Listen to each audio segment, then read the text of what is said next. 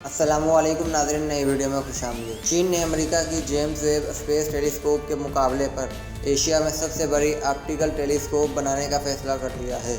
Beijing की packing university के इस मंसूबे में 2024 तक एक ऐसी ज़मीनी टेलीस्कोप तामीर की जाएगी जो 19 फीट तक फैली हुई होगी और 2030 तक ये वसत बढ़कर 26 फीट हो जाएगी। इस मिशन का नाम एक्सपेंडिंग अपर्चर सेगमेंटेड टेलीस्कोप है।